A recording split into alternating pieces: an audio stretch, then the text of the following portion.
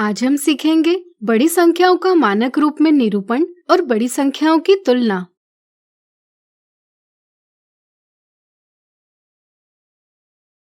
क्या आपको पता है हमारे सूर्य से आकाशगंगा यानी गैलेक्सी के केंद्र की दूरी इतने मीटर है। यह संख्या पढ़ पाना उतना ही कठिन है जितना कि मनुष्य का आकाशगंगा के केंद्र पर पहुंच पाना। सिर्फ पढ़ना ही नहीं बल्कि ऐसी बड़ी संख्याओं को लिखना, इनकी तुलना करना एवं इन पर गणितीय संक्रियाएं करना भी बड़ा कठिन होता है। ऐसे में हमें आवश्यक है कि किसी प्रकार हम ऐसी संख्याओं को छोटे और अधिक आसान रूप में व्यक्त कर पाएं। यह सुविधा हमें प्रदान करता है संख्या का मानक रूप यानी standard form of a number. चलिए जानते हैं संख्या का मानक रूप क्या होता है। हम किसी भी संख्या n को घातांक के प्रयोग से m गुणा 10 के ऊपर घात p इस रूप में व्यक्त कर सकते हैं, जहां m का मान 1.0 या इससे अधिक हो सकता है लेकिन 10.0 से कम होता है और p एक पूर्णांक है। संख्या का यह रूप कहलाता है उसका मानक रूप। n बराबर m गुणा 10 के ऊपर घात p।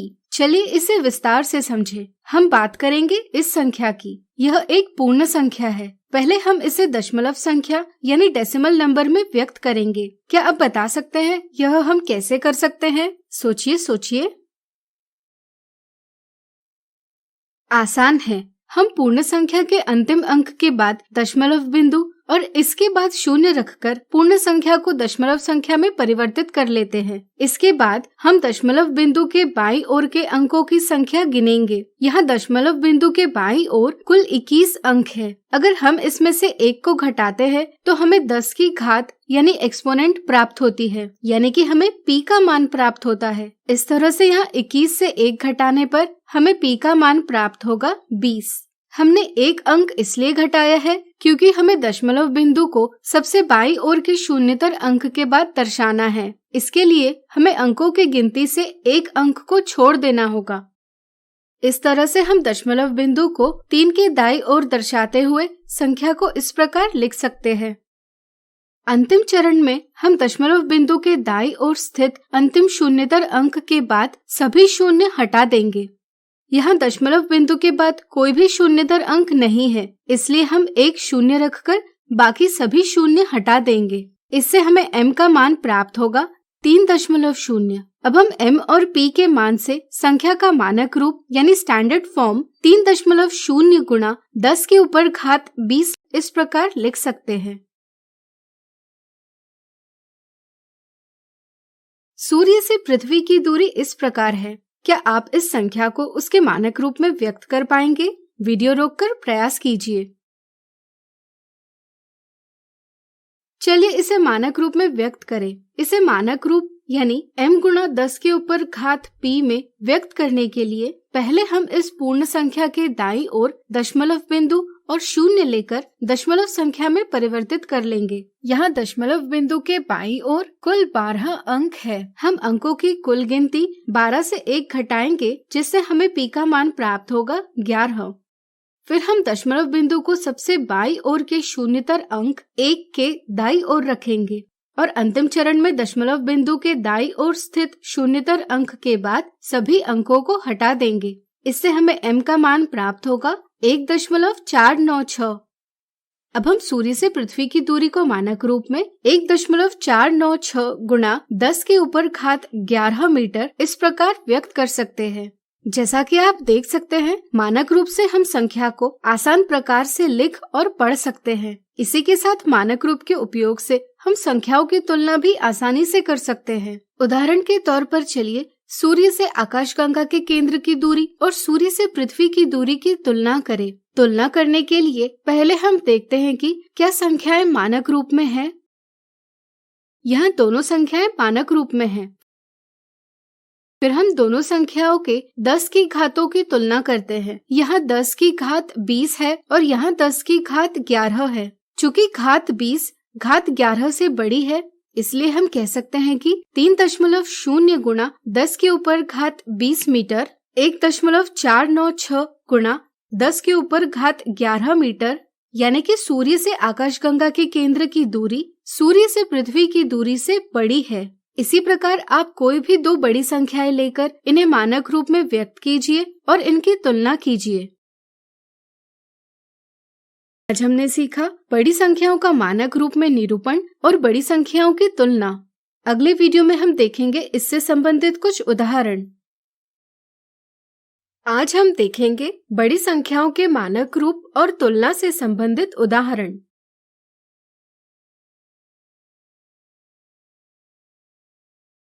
एक विशाल जलकुंभ की क्षमता 55,000 लीटर है।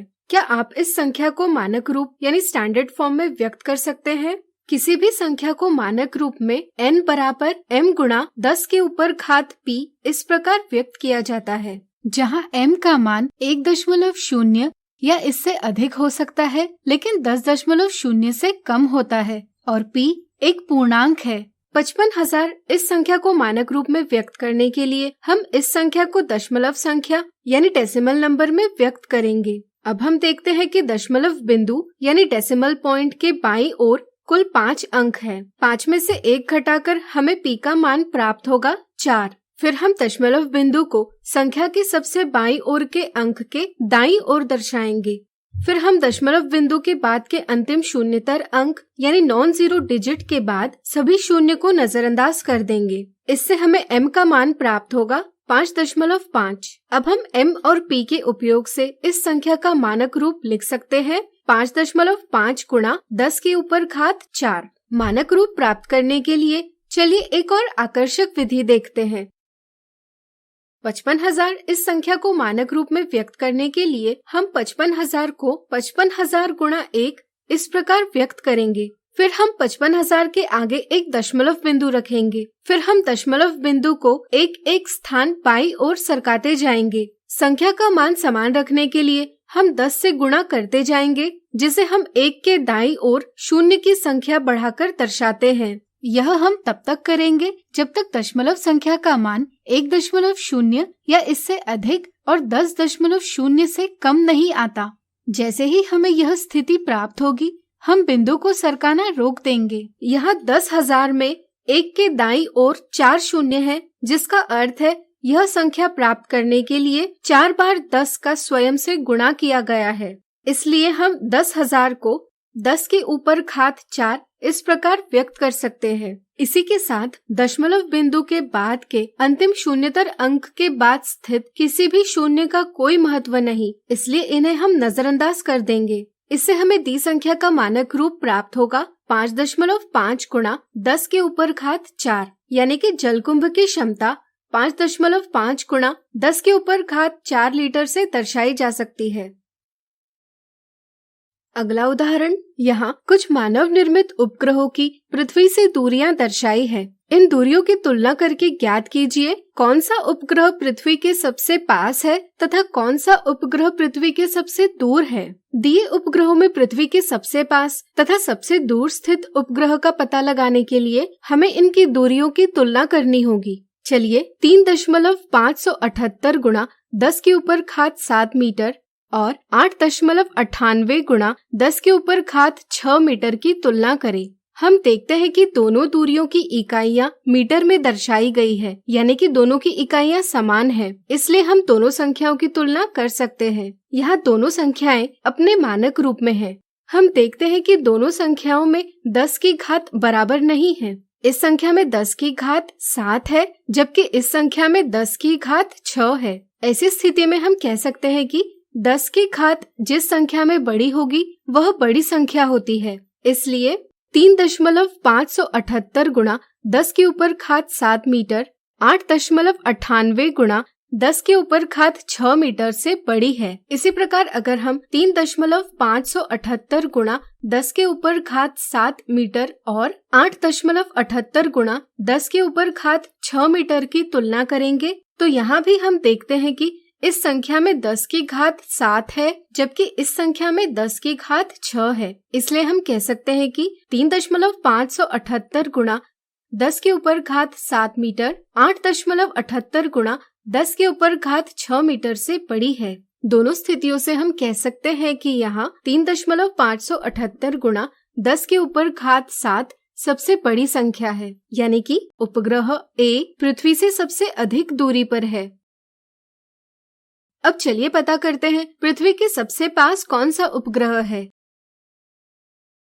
इसके लिए हम बची दो संख्याओं की तुलना करेंगे, यानी कि 8.98 गुणा 10 के ऊपर घात 6 मीटर और 8.78 गुणा 10 के ऊपर घात 6 मीटर की तुलना करेंगे और पता करेंगे कि सबसे छोटी संख्या कौन सी है। यहाँ हम देखते हैं कि दोनों संख्याओं में 10 की घात बराबर है। ऐसी स्थिति में हम दशमलव संख्याओं की तुलना करते हैं। यहाँ 8.78 8.98 से छोटी है, इसलिए 8.78 गुणा 10 के ऊपर घात 6 मीटर 8.98 गुणा 10 के ऊपर घात 6 मीटर से छोटी है। इस तरह से हम कह सकते हैं कि तीनों उपग्रहों में पृथ्वी के सबसे पास उपग्रह C है। तो आज हमने देखी बड़ी संख्याओं के मानक रूप और तुलना से संबंधित उदाहरण।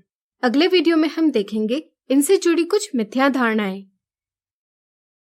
आज हम देखेंगे बड़ी संख्याओं के मानक रूप और तुलना से संबंधित मिथ्या धारणाएं।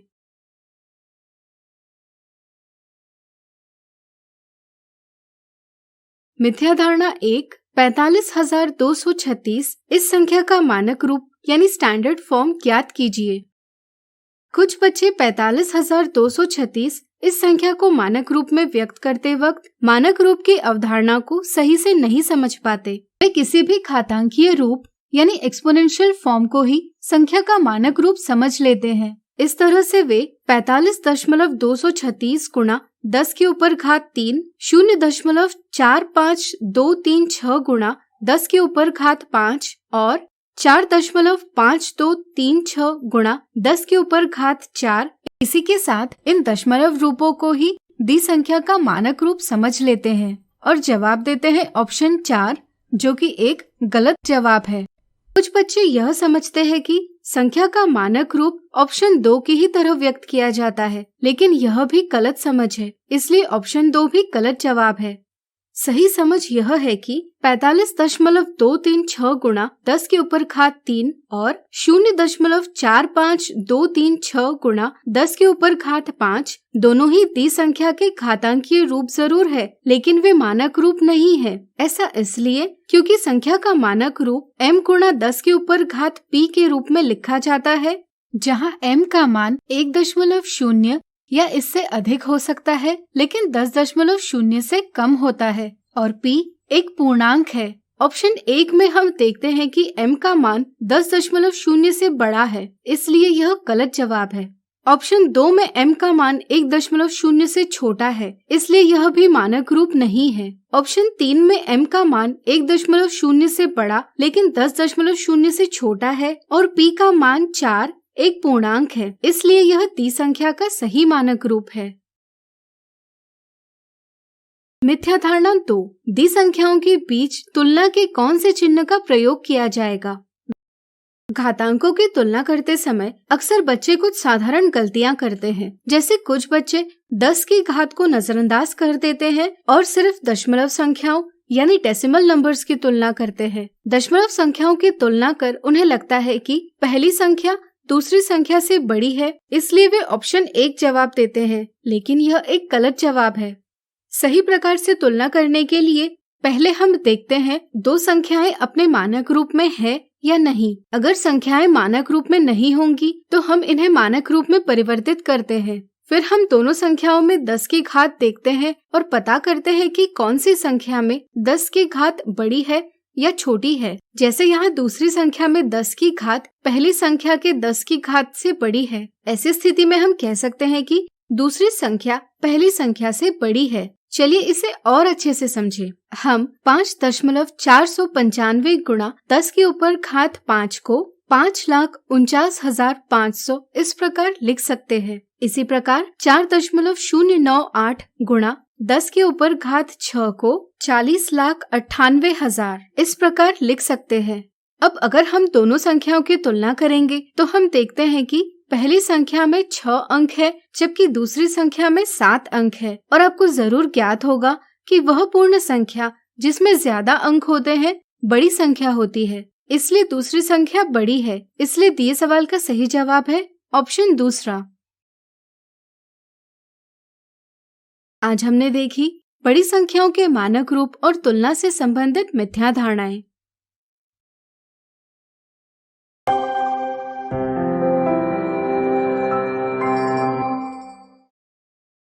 आज हम सीखेंगे पूर्णांक घातांकों वाली संख्याएं।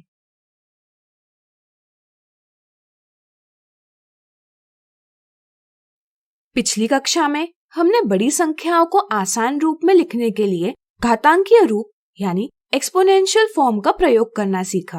क्या आपको याद है? चलिए इसका पुनः अवलोकन करें। अगर संख्या a को स्वयं से m बार गुणा करने पर संख्या b प्राप्त होती है, तो हम संख्या b को घातांकीय रूप में इस प्रकार व्यक्त करते हैं और इसे पढ़ते हैं a के ऊपर घात m। हम संख्या a को आधार यानी बेस और संख्या m को संख्या a का घातांक यानी एक्सपोनेंट कहते हैं। जैसे हमें संख्या 128 संख्या 2 का स्वयं से 7 बार गुणन करने पर प्राप्त होती है, इसलिए हम 128 को 2 के ऊपर घात 7 के रूप में व्यक्त करते हैं। इसमें 2 आधार है और 7 घातांक है। पिछली कक्षा में हमने संख्या के मानक रूप यानी स्टैंडर्ड फॉर्म के बारे में भी जाना। आपको यह जरूर याद होगा कि अगर हम किसी संख्या n को m गुणा 10 के ऊपर घात p इस रूप में व्यक्त करते हैं, जहां m 1.0 या इससे अधिक लेकिन 10.0 से छोटी संख्या है और p एक पूर्णांक है, तो संख्या का यह रूप उसका मानक रूप कहलाता है। मानक रूप किसी भी संख्या को संक्षिप्त रूप में लिखने में सहायक होता है। जैसे प्रकाश की चाल यानी स्पीड लगभग इतनी है, जिसे हम मानक रूप में 3.0 गुणा 10 के ऊपर घात 8 मीटर प्रति सेकंड से दर्शाते हैं। हम 32 को 2 के ऊपर घात 5 के रूप में व्यक्त कर सकते हैं। यहाँ 2 आधार है और 5 घातांक है। अगर हम 32 को आधार 2 से विभाजित करें तो हमें संख्या 16 प्राप्त होगी, जिसे हम 2 के ऊपर घात 4 से दर्शाते हैं। जैसा कि आप देख सकते हैं, संख्या को एक बार 2 से विभाजित करने पर घातांक 1 से कम हुआ है। इसी तरह अगर हम 16 को 2 से विभाजित करेंगे तो हमें संख्या 8 प्राप्त होगी, जिसका घातांकीय रूप है 2 के ऊपर घात 3। यहाँ भी आप देख सकते हैं कि घातांक 1 से कम हुआ है। इसी तरह अगर हम प्राप्त संख्याओं को 2 से विभाजित करते जाएंगे तो दूसरी तरफ हमें घातांकों को 1 से कम करते जाना होगा। इससे हमें यह पैटर्न प्राप्त होगा। अब अगर हम 1 को 2 से विभाजित करेंगे तो फिर से हमें 0 में से 1 घटाना होगा, जिसका परिणाम होगा -1, यानी कि 1/2 बराबर 2 के ऊपर घात -1। अगर हम इस संख्या को 2 से विभाजित करते हैं तो हमें प्राप्त होगी संख्या 1/2 गुणा 2 बराबर 1/4। चूंकि हमने 2 से विभाजित किया है, इसलिए हम घातांक 1 से कम करेंगे, यानी कि -1 बराबर -2। इस तरह से 1/4 बराबर 2 के ऊपर घात -2। क्या आप बता सकते हैं कि इस पैटर्न में अगला चरण क्या होगा? सोचिए। बिल्कुल सही। यहाँ हम फिर से 2 से विभाजित करेंगे और घातांक फिर से 1 से घटाएंगे, जिससे हमें प्राप्त होगा 1/8 बराबर 2 के ऊपर घात -3। इस तरह पैटर्न को आगे बढ़ाते हुए हमें प्राप्त होंगी संख्या 1/16 बराबर 2 के ऊपर घात -4, 1/32 बराबर 2 के ऊपर घात -5 इत्यादि। जैसा कि आप देख सकते हैं, घातांक धनात्मक भी हो सकता है, शून्य भी हो सकता है और साथ ही साथ ऋणात्मक भी हो सकता है, यानी कि संख्याओं का घातांक एक पूर्णांक हो सकता है। पूर्णांक घातांकों के उपयोग से हम बहुत बड़ी संख्याओं के साथ साथ बहुत छोटी संख्याओं को भी घातांकीय रूप में व्यक्त कर सकते हैं। जैसे धूल के एक छोटे से कण का द्रव्यमान इतने किलोग्राम होता है। दशमलव बिंदु को 10 स्थान दाईं ओर सरकाकर हम इसे 7.53 गुणा 10 के ऊपर घात -10 इस आसान रूप में व्यक्त कर सकते हैं। क्या आपको याद है कि संख्या a और संख्या 1/a का गुणनफल 1 आता है इसलिए हम a और 1/a को एक दूसरे का गुणात्मक प्रतिलोम यानी मल्टीप्लिकेटिव इनवर्स कहते हैं। उदाहरण के लिए अगर हम संख्या 32 और 1/32 की बात करें तो इनका गुणनफल यानी प्रोडक्ट 1 आता है, इसलिए ये एक दूसरे के गुणात्मक प्रतिलोम हैं।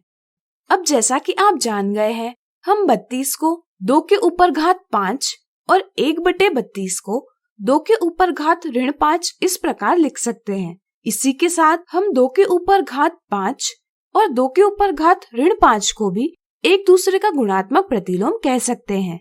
इस समझ के साथ हम संख्या 2 के ऊपर घात 5 को 1/2 के ऊपर घात ऋण 5 और संख्या 2 के ऊपर घात ऋण 5 को 1/2 के ऊपर घात 5 के रूप में व्यक्त कर सकते हैं। व्यापक रूप में किसी भी संख्या a के ऊपर घात m को 1/a के ऊपर घात ऋण m और संख्या a के ऊपर घात ऋण m को 1/a के ऊपर घात m के रूप में व्यक्त किया जा सकता है।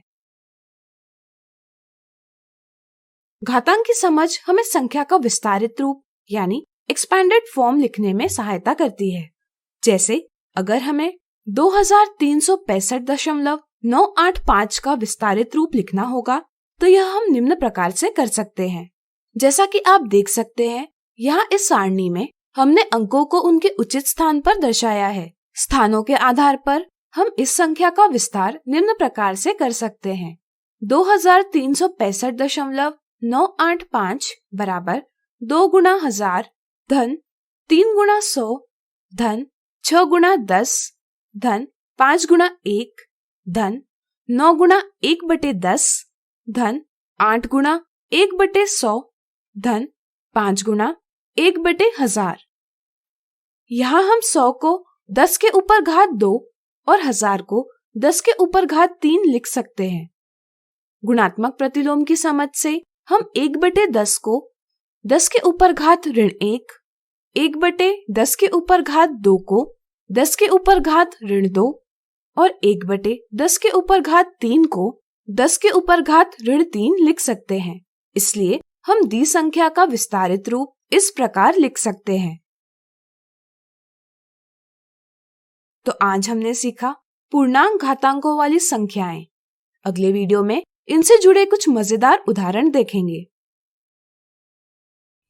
आज हम देखेंगे पूर्णांक घातांकों वाली संख्याओं के उदाहरण।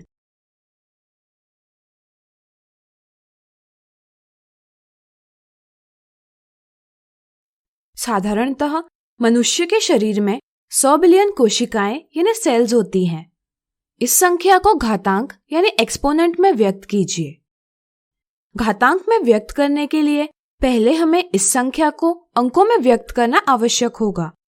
चूंकि 1 बिलियन बराबर 1,000,000,000 होता है, इसलिए 100 बिलियन बराबर 100 गुना 1,000,000,000,000 होगा, यानी कि यह संख्या होगी।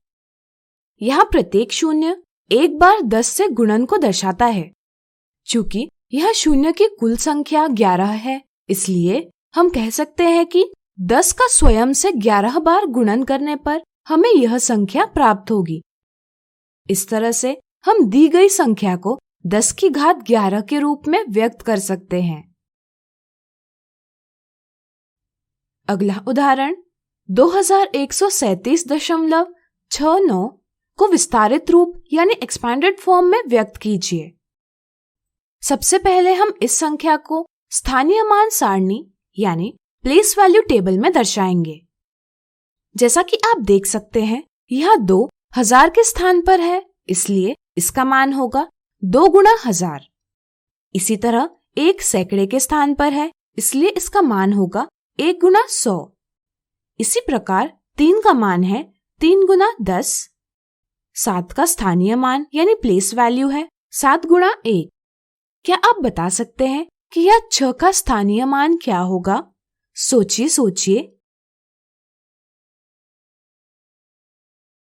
बिल्कुल सही, 6 दशांश के स्थान पर है, इसलिए इसका स्थानीय मान होगा 6 गुणा 1/10। इसी प्रकार 9 शतांश के स्थान पर होने के कारण इसका स्थानीय मान होगा 9 गुणा 1/100।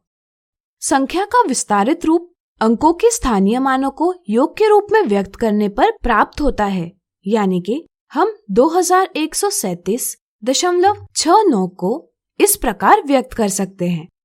जैसा कि आप जानते हैं, हम 1000 को 10 के ऊपर घात 3, 100 को 10 के ऊपर घात 2, 10 को 10 के ऊपर घात 1, 1/10 को 10 के ऊपर घात ऋण 1 और 1/100 को 10 के ऊपर घात ऋण 2 लिख सकते हैं।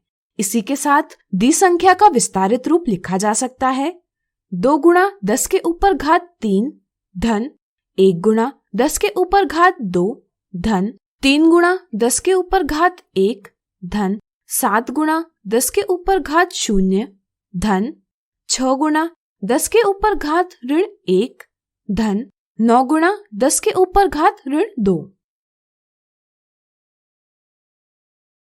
अगला उदाहरण, राहुल ने 5 के ऊपर घात ऋण 12 का गुणात्मक प्रतिलोम यानी मल्टीप्लिकेटिव इनवर्स 5 के ऊपर घात 12 लिखा। ज्ञात कीजिए राहुल का जवाब सही है या गलत।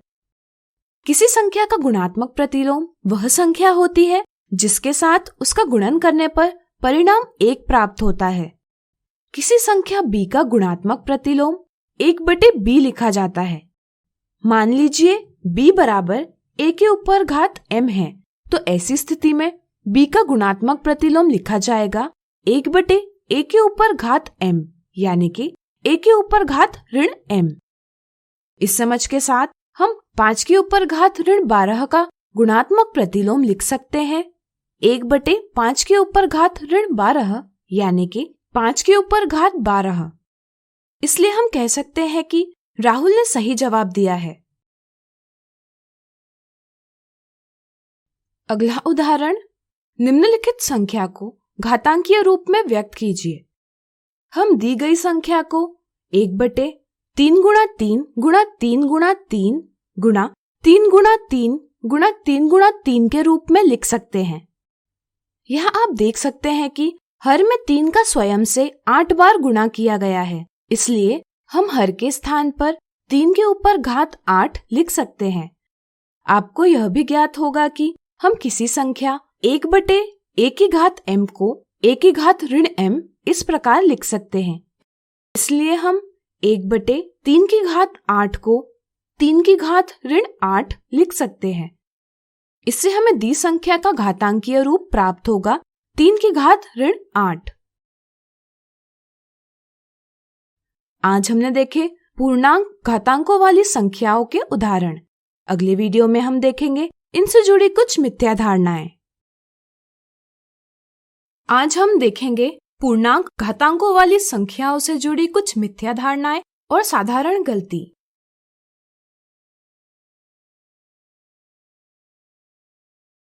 मिथ्या धारणा 1, 8 के ऊपर घात ऋण 2 का गुणात्मक प्रतिलोम यानी मल्टीप्लिकेटिव इनवर्स ज्ञात कीजिए। कुछ बच्चे 8 के ऊपर घात ऋण 2 इस घातांकीय संख्या का गुणात्मक प्रतिलोम 1/8 के ऊपर घात 2 ऐसा लिखते हैं। इसका कारण है कि घातांकों का गुणात्मक प्रतिलोम कैसे लिखा जाता है यह वो ठीक से समझ नहीं पाते। कुछ बच्चों को भ्रम तब होता है जब घातांक यानी एक्सपोनेंट ऋणात्मक होता है। वे सोचते हैं कि किसी घातांकीय संख्या जैसे 8 के ऊपर घात ऋण 2 की घात हो तो उसका गुणात्मक प्रतिलोम लिखने के लिए अंश में 1 और हर के स्थान पर संख्या को घातांक का चिन्ह बदलकर लिखा जाता है। इस समझ के साथ वे 8 के ऊपर घात ऋण 2 का गुणात्मक प्रतिलोम 1/8 के ऊपर घात 2 प्राप्त करते हैं और ऑप्शन 1 जवाब देते हैं, जो कि एक गलत जवाब है। कुछ बच्चे गुणात्मक प्रतिलोम प्राप्त करने के लिए घातांक का ऋणात्मक चिन्ह संख्या के पहले लिखते हैं, जिससे उन्हें 8 के ऊपर घात ऋण 2 का गुणात्मक प्रतिलोम ऋण 8 के ऊपर घात 2 प्राप्त होता है। इसलिए वे ऑप्शन 2 का चयन करते हैं, लेकिन यह भी एक गलत जवाब है। कुछ बच्चे गुणात्मक प्रतिलोम एवं योज्य प्रतिलोम में भी भ्रमित होते हैं।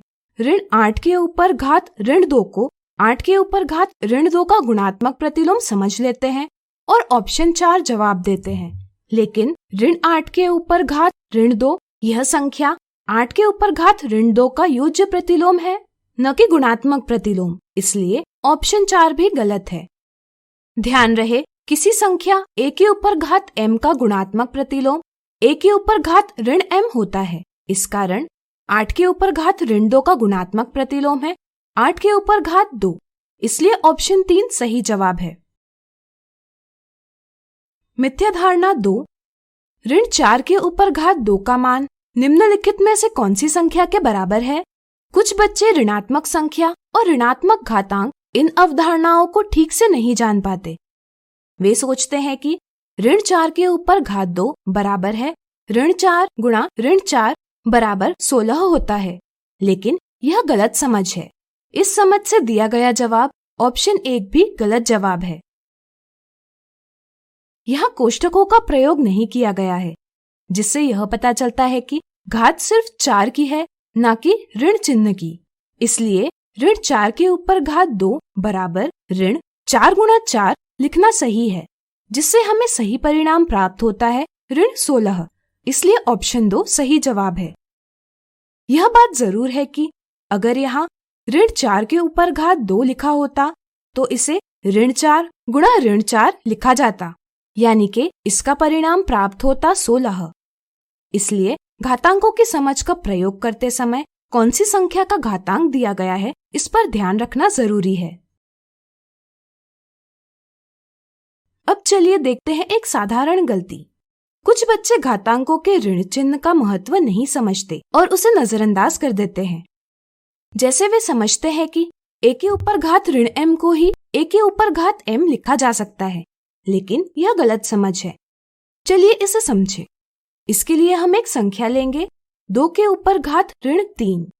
जैसा कि आपको ज्ञात होगा, 2 के ऊपर घात ऋण 3 बराबर है 1/2 गुणा 2 गुणा 2 बराबर 1/8 के, जिसे हम दशमलव रूप में 0.125 लिख सकते हैं।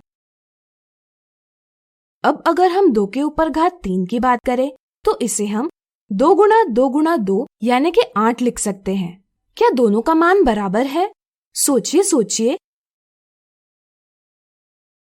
नहीं, इसलिए 2 के ऊपर घात ऋण 3 को हम 2 के ऊपर घात 3 नहीं लिख सकते, इसलिए घात के चिन्ह पर ध्यान रखना जरूरी है।